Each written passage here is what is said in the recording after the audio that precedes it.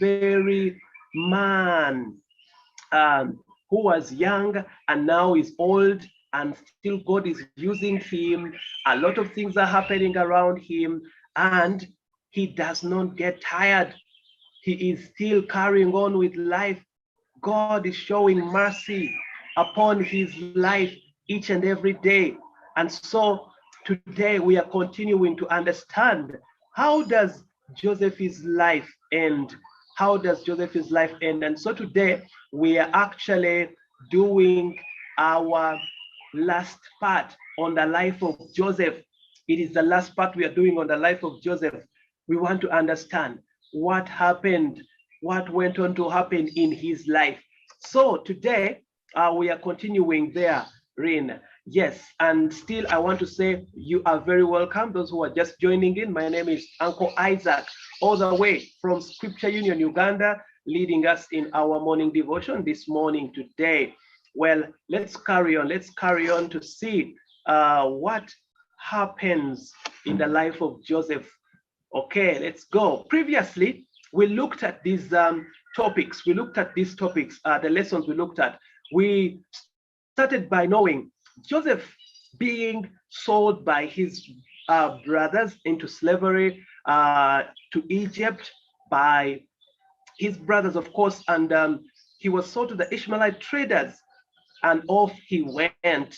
We saw while he was there, he got into trouble with a woman in the house where he went to work, that was Potiphar's wife, who wanted to rape him, forcing him to have sex with him. That was too bad. And then we carried on. We saw that he ended up being thrown into prison. He was there alone, and his life never ended there. He was lifted up into a great position, to a great position, which was second to Pharaoh, in charge of the whole of Egypt.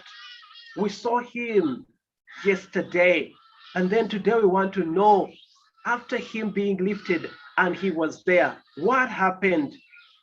Of course, we know that in the story, it tells us the reason why he was lifted up. It was because he interpreted the dream that was predicting 7 years of plenty and 7 years of famine. And so we want to see what happened. Did these things happen? Indeed. Of course, we know that the Bible doesn't lie. These things actually happened. They happened as God had revealed them to Joseph in that dream. They happened to Egypt, and they also happened across the entire world. And so today we are looking at another part, and this part says, Joseph's brothers come to Egypt. Joseph's brothers come to Egypt. That is what we are looking at. We are seeing them over there, looking with utter amazement at a man who they were not understanding. And guess what? That man who they were looking at, who was before them, that man was called Joseph. You see, now at this time he was great. They had dressed him up in the honors of the Egyptians. So he was looking like one of the Egyptians. And with all the glamour and the glory around him, that is how he was looking, as a very high-ranking governor, official, and his brothers had now come. What brought the brothers to Egypt at this time?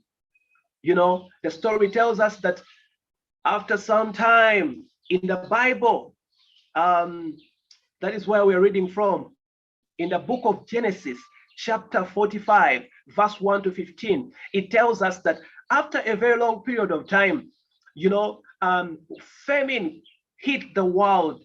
The world was filled with famine. That means that people could not grow food on their land. The land was very dry at that time, after 7 years, and people wanted to find where to get food. And guess what? Joseph, on the other hand, his brothers are in Egypt. Egypt was also, his brothers were in Israel. Israel was also stricken by this very, very drought that was going to take 7 years. And at this time, it was 2 years into the drought period. And the father of Joseph asked the brothers to go and look out for a place in any country where they could find food. They gathered all the money that they had, never wanted to die. And he told them, please go find some food for me and all of us, so that we do not die of this hunger, of this very big hunger and drought. And so the brothers went to look for food. And so when they went there, guess who they find? Well, the story tells us that when they came to Egypt, they met Joseph. But when they met Joseph, what happened? Joseph saw his brothers. We are seeing it in that picture.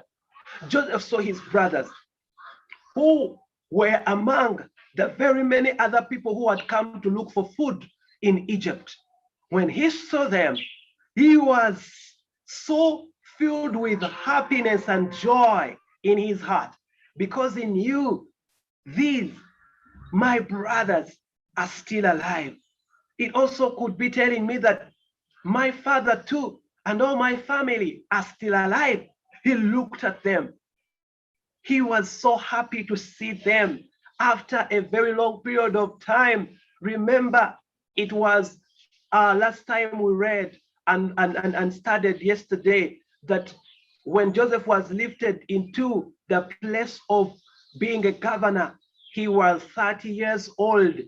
And at this time, he was more years, 30 plus years old. But he was seeing his brothers who had sold him into slavery when he was a very, very young man. Well, he looked at his brothers.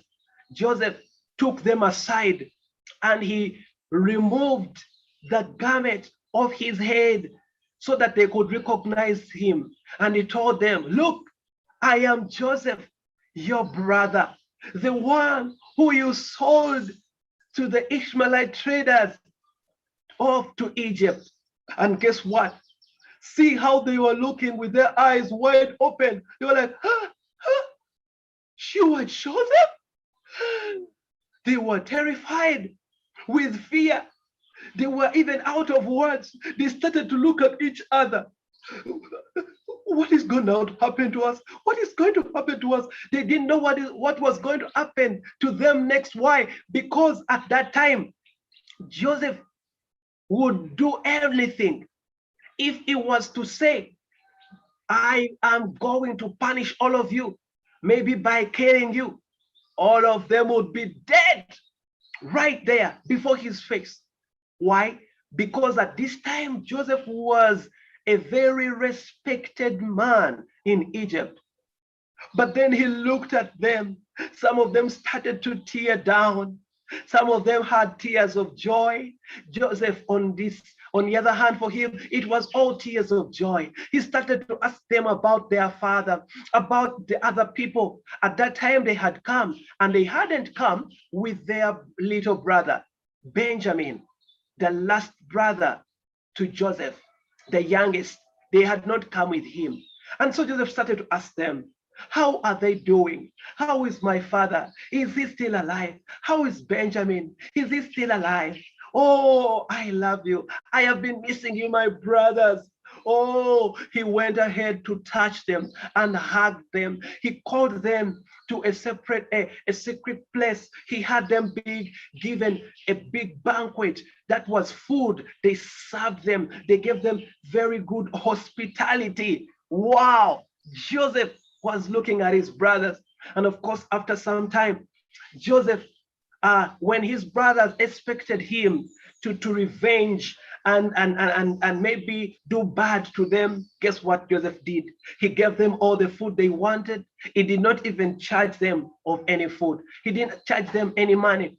He also went ahead to give them clothes. He gave them clothes to change and wear. When he looked at them, I think he saw that the clothes that were putting on were very old. And so he gave them new clothes. He acted with a lot of kindness to them. And they were everything that he could do. They were filled with a lot of surprises. And guess what? Joseph told them again that I want you to go back to the country where my people are.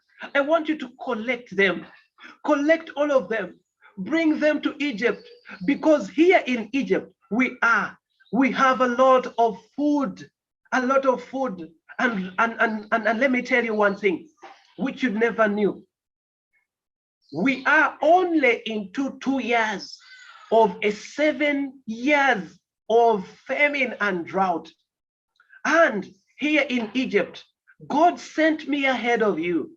And guess what? The Pharaoh put me in charge of all of Egypt.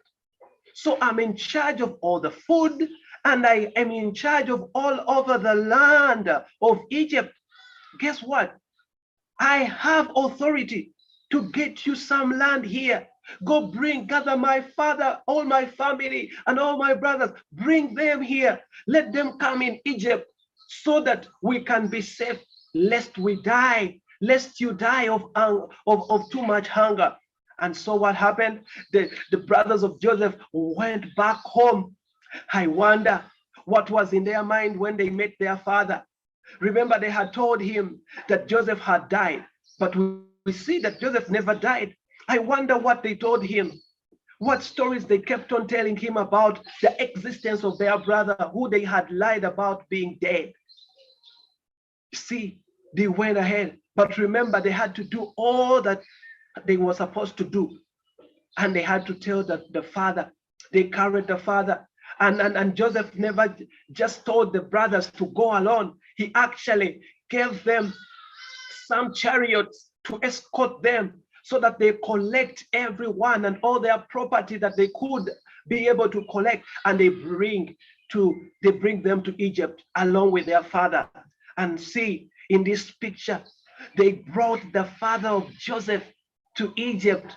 And the father, when he saw Jacob, when he saw his son after a very long period of time, he came to his son and hugged him. There were tears of joy. Joy was going on in the heart of Jacob and Joseph. And they were so happy. They were saying, "Oh, Father, it was so long me seeing you, oh Father." And the father was also saying, "Oh, my son Joseph, it's so good to see you alive. God kept you. Oh, at some point I thought that you had died." I don't know if the father told Joseph that his brothers had lied about him dead. But you see what? At this time, it never mattered. It was not mattering to any one of them. All that mattered at that time was the fact that they were both alive. And look, on the other hand, the brothers are looking, they say, huh, what if Joseph chooses to revenge and he kills us? Oh, remember here where we are. He is a great man. He has authority to command anybody, the soldiers, to do anything to us. What if he brought us in Egypt so that he may punish us? They started to be filled with a lot of worry. But guess what? Joseph was so just happy because he loved to see his family fine and everyone okay, because he would ensure that they have the food and everything to eat. Well, let me continue on to give you a summary of this story as we go on in the story of Joseph. I hope and trust that you are watching closely and you are listening in with a lot of attention over there. Now, Joseph revealed himself to his brothers, and his brothers were very scared, just like we saw in those pictures. Joseph chose to forgive them for selling him as a slave into Egypt. Joseph forgave. He forgave. Wow. You see what, children? This story teaches us that no matter what people do to you, we are supposed to forgive them as children of God. Just like Joseph was. He was a child of God. He forgave his brothers. They did bad. They did evil to him. They even wished him dead. But guess what? He chose to forgive them and acted with kindness to them. Let's continue. Joseph invited all his family to move to Egypt where there was plenty of food. See, that is what Joseph went ahead to do. And Joseph was very glad to see his brothers. He hugged his brother Benjamin and kissed all his brothers. He hugged them. Of course, that was very great joy. It was joy him seeing them. It was joy him seeing all of them alive. And he hugged them. All right, let's carry on. Let's keep on going. Now, if Joseph had not been, if Joseph had not been the person to interpret Pharaoh's dream, Egypt may not have saved grain for the famine. You see, without grain, many more people would have died from starvation. They would have died from hunger. Starvation means when a person reaches a point when they cannot have food, they start to want to have food, and when they starve, they die. And guess what? Joseph was there to interpret that dream. And that dream meant that people were to be alive. They were to be saved, including his family, his very own family. Now, Joseph had the power to hurt his brothers. However, he chose to forgive them. He did what was right, even when it was hard. Can you imagine, children of God? Joseph did what was right, even when it was hard. It was very hard for Joseph to look at his brothers who hated him without any reason, who wished him to die without any reason. It was very hard. But guess what? Joseph chose to love on these brothers of his. He loved them. He forgave them. He forgave them. Let's continue. If Joseph had been willing to forgive his brothers, if Joseph had not been willing to forgive his brothers, his family could have starved. That means that if Joseph held on and said, "Oh, you, why did you do that bad? Why did you wish to kill me? I'm also going to kill you." And if at all he had killed them and he did not choose to forgive them, guess what? His family, his father, his brother Benjamin, and the rest of the people that had stayed in Israel, they would have died. They would have starved to death. Joseph recognized that God had used his suffering to save his family. Yes, Joseph went ahead and told these brothers and told him, "You know what? God sent me ahead of you. He knew what was coming. He sent me ahead of you so that all the people would be saved." Wow, that was so good. And this was so because Joseph recognized that God had used his suffering to save his family. You see what, children of God? Even you, sometimes God can use the bad situations around you. He can use even suffering to save the people around you. It could be your family. It could be any person. It could be it can actually even be our nation, our whole nation.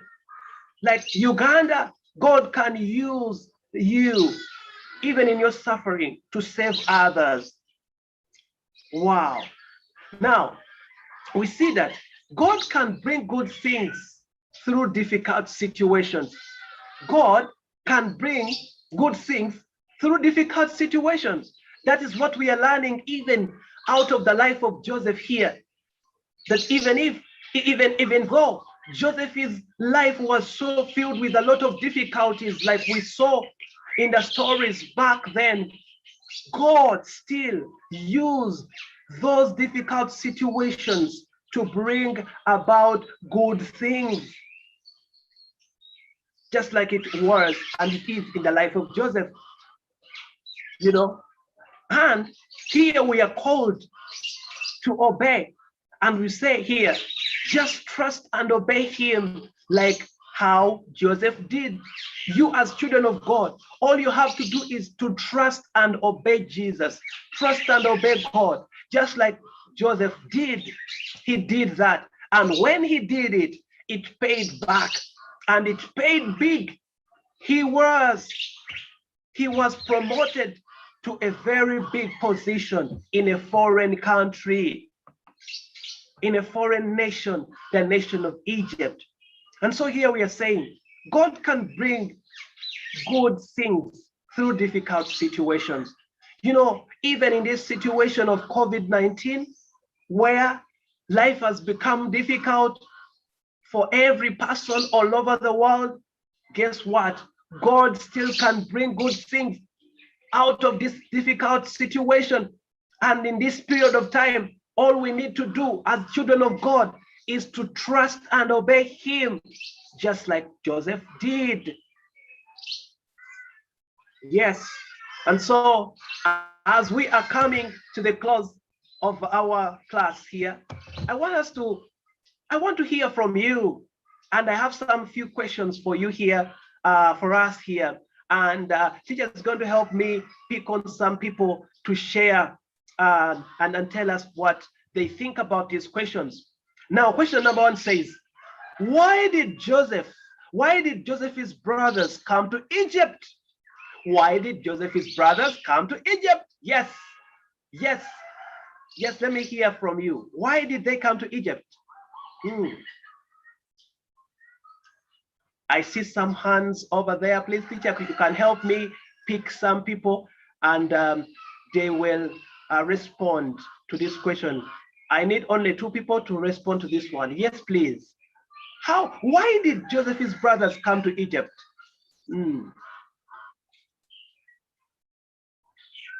Yes, teacher, you can help me pick some people to answer the question.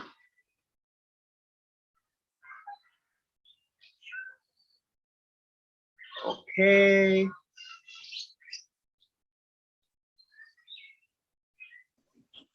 Teacher.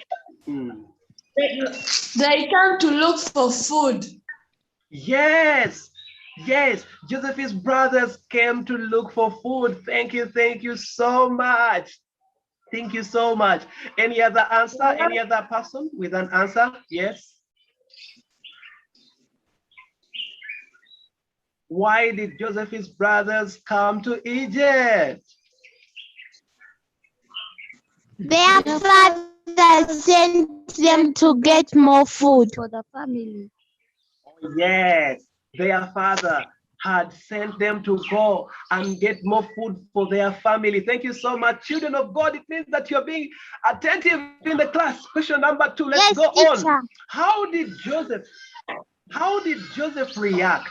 How did Joseph react when he saw his brothers? In other words, what did Joseph do when he saw his brothers? Yes, let me hear from you. Yes, let's go on. He hugged them. He hugged them as a sign of love. Wow, that is great. Can I hear also from some other children? Teacher, please, you can help me pick some other children so that they can also answer and respond. I see many hands going up. Yes, yes, we want to see what else did Joseph do? What did he do when he saw his brothers? Yes. Any other person?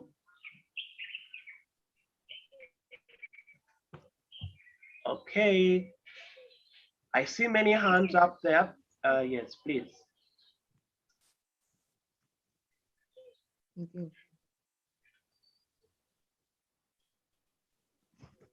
Okay, who is talking to us? Please go ahead and speak up.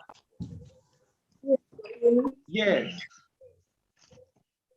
He gave them food to eat. Yes, he gave them food. He gave them food. Yes, because we saw he gave them the food that they had come to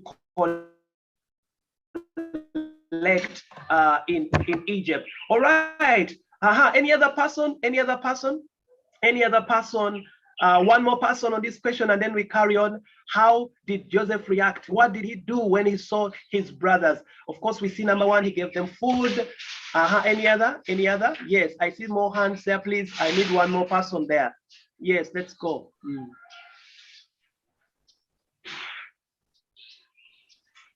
Yes, who is answering? Who is telling us the answer?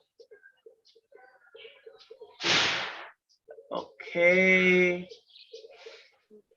All right, let's move on to the other question now. Which is question number 3. Yes, question number 3. Yes, hello, what are you saying?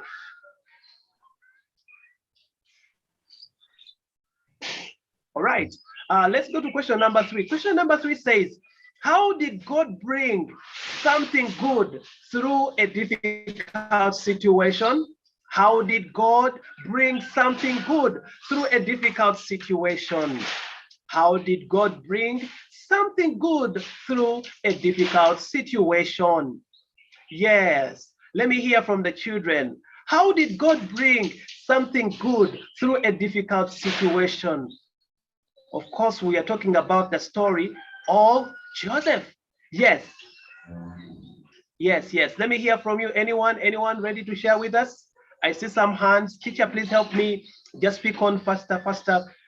Somebody to give us an answer. Yes, let's go. Emmanuel, unmute and answer. Musmeta Emmanuel.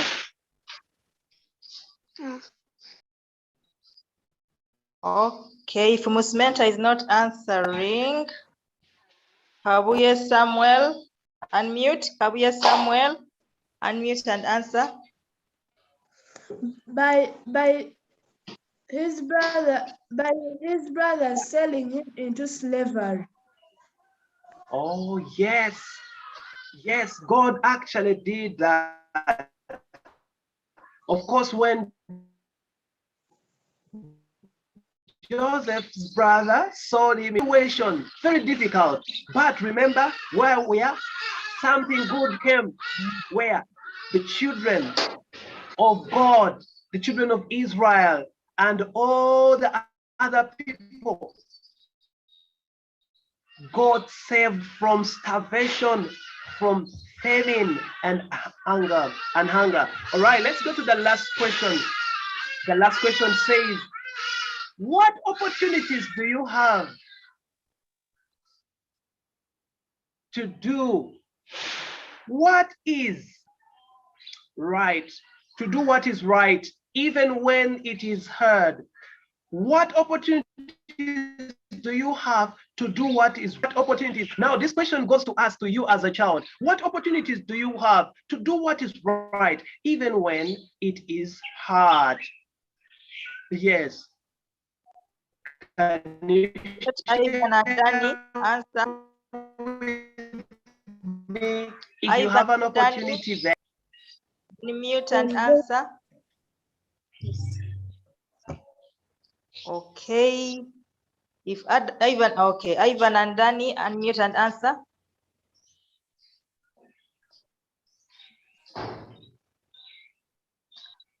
Ivan and Danny, your mic is open. You can answer.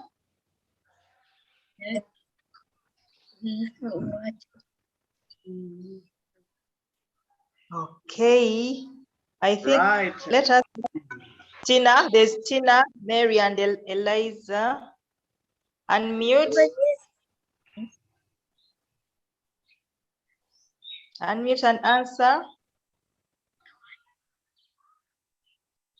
Oh yes, maybe teacher, let me just explain a little of this question. This question says, what opportunities do you have? What opportunities do you have to do what is right, even when it is hard? For example, Joseph was going through difficult situations in Egypt, and this time it was a time when he's seeing his brothers who had sold him into slavery. It was a very hard situation, but he chose to forgive his brothers. And now for us, we want to know, while at home, maybe while at school, what opportunities do we have to do good, even when it is hard for us because of stuff that has happened around us? So what opportunities are there for us to do good even when it is hard? Yes. Let us have Sean unmute and answer. You forgive. All right. You forgive. Well, thank you so much. Thank you so much. You forgive. Yes, the opportunity we have, of course, is to forgive. Yes, to forgive. Like, for example, at home, your siblings that sometimes can become funny on you. They can want to do bad things, to either lie, deceive, and maybe wrongly accuse you, just like Joseph's brothers did, you know, when they hated on their brother when he did nothing. You know, sometimes some people can do bad things to you, but the opportunity we have is always to forgive them and to do what is right. And the right thing is to always to forgive people who have wronged us. Yes, even at home, even at school. Yes, and not to choose to revenge. All right, let me continue as I end here. I have our memory verse. Now, this is our memory verse, and our memory verse is coming from the book of Romans, chapter 8, verse 28. Our memory verse is coming from the book of Romans, chapter 8, verse 28. Yes, write it down very fast. Romans, chapter 8, verse 28. What does it say? This is what it says. It says, we know that in all things, God works for good with those who love him, those who he has called according to his purpose. Romans chapter 8, verse 28. Yes, this is what the Bible is telling us, that we know that in all things, in all what? All things, God works for the good. He works for good with those who he loves and with those who love him. That is what the Bible tells us here. With those who love him. We know, and at this point in time in the story of Joseph, we can tell that Joseph loved God. And because of his love for God, God made all things, even bad situations. He made the bad situations of him being sold into slavery to turn into good. When he was wrongly accused and he was in the prison, everything worked out good. God made the things to work out good. He was promoted even while he was in prison. And still, even while he was in prison, he got out of prison to go to the palace and work for Pharaoh. Can you imagine? Things turned out for good in Joseph's life. You see, when his brothers sought him to die, when he was in Egypt, he was in charge of all the food, in charge of people's lives. God, turned things to be good in the life of Joseph. Why? Because Joseph loved God. In the same way, children of God, you have to love God. When you love God, God will turn every bad situation for your good. He will turn the things that you see to be bad to become good for you. Why? Because you love him and he loves you and he has called you according to his purposes. Yes, the purposes of God for your life will always come to pass through you and because of your love for him. That is what we learn from this story of Joseph, and that is what our memory verse teaches us this morning. So thank you so much, children of God, for being such a wonderful class this morning. And I want to keep encouraging you, keep doing what is right. Be loving children, be caring children. Don't seek revenge. Do the rightful thing at all times. Do not seek revenge. Forgive all people at all time. And so I want us to end this in prayer. And I want you to say this prayer with me. Say, dear God, Dear I God, thank you for my life. I thank you for my life. Thank you for the people that you have brought into my life. Thank you for the people that you have brought into my life. My family members and all my friends. My family members and all my friends. Dear God, Dear God, help me Help me to always forgive those that hurt me, to always forgive those that hurt me, even if it is hard. even if it is hard. Give me the courage to not seek revenge. Give me the courage to not seek revenge. In Jesus' name, In Jesus' name, amen. amen. Wow, thank you so much, children of God. Thank you for being such an amazing class this morning. And I have a gift for you. You can pick that cupcake for you this morning and get ready. Have it as you get ready for the class. That is it from me to you for being such a good class this morning. Thank you so much. Yes, and have a lovely time in the next coming class along with the teachers. Bye-bye. Okay, thank you, Uncle Isaac, for that. I think let the children say bye. You can unmute. You can unmute and say bye. Say bye to Uncle Isaac so that we can get ready for our next class. Bye, Uncle Isaac. Bye, Bye, Teacher Robina. Bye, Uncle Isaac. Bye, Teacher Robina. Okay, bye. Bye. So we are Bye. Bye, Uncle Bye. Isaac, and bye, Uncle Robina. Bye. Bye. So that we Bye, Uncle for the Robina. next class. Bye, teacher. Bye. Bye. Bye. See you tomorrow. Bye, Class. members. Get ready for the Bye. next class. Stop class Bye. reading. Bye. Bye. Bye. Bye.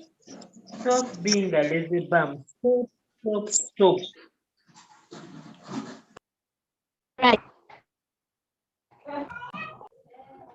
I hope they